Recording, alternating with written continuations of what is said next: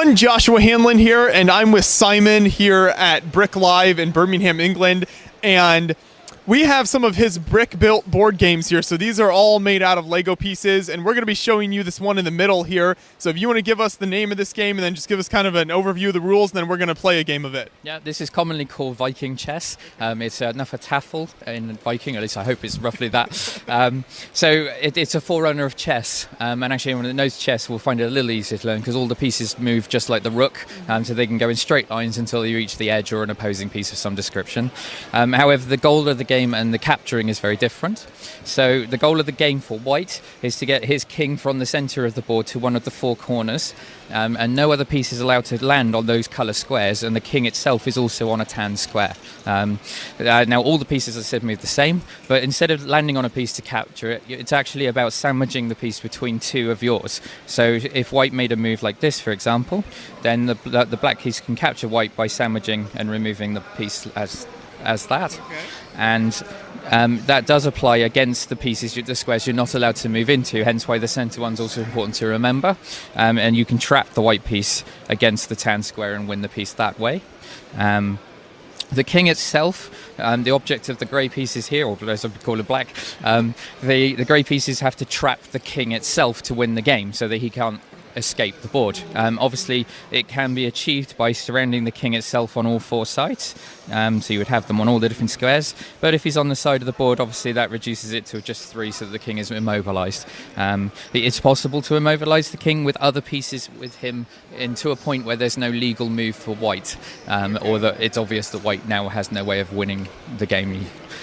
So do you think you kind of understand the rules of that? I think so. We'll see how terrible I am. One more question here. So I guess how did you get first introduced into this game, and kind of where do the historical records regarding this game, have they found like copies of this from the Viking era? Yeah, I mean, a lot of people know me as Brick to the Past, and we're all very fascinated with history. Right. I actually am very interested in strategy board games and play chess, actually. I've got a grading and everything at chess itself, and I've been collecting chess since I was a child, and that spanned out into chess variants. So when I was doing some of the research into what people did and lived around the times that we were doing for Brick to the Past, I started coming across these games. Although ironically, the Viking one is the one I already knew about, because they do sell it in some shops now that they understand the rules better.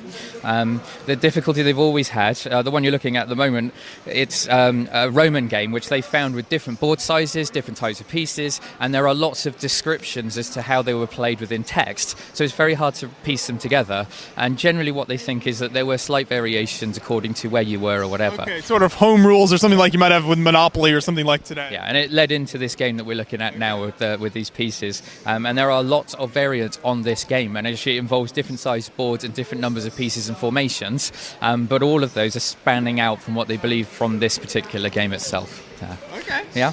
I didn't say that white moves first, so shall I get it going? We'll go like that and see where we go. Okay, so then I'm the gray pieces here, and based on what you just said about playing board games your whole life, I'm probably going to lose, but we'll go for it here. So basically, I move like that, and then this guy's out? Okay. I lose my piece. Okay. But I'm allowed to place in between without losing. You're allowed, okay. Yeah. So let's see here. And so the goal of gray, let's go over this one more time. The goal of gray is to capture the white king, and your goal as white is to get your king to one of the things. The four. Yes, so you have to surround the king by your gray pieces. We'll see how this goes. Okay.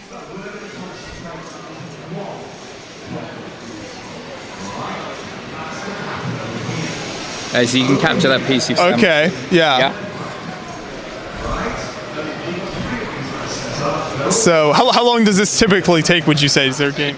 In all honesty, I've played it on computer. I've never played against someone else before, so this is a learning experience for me too.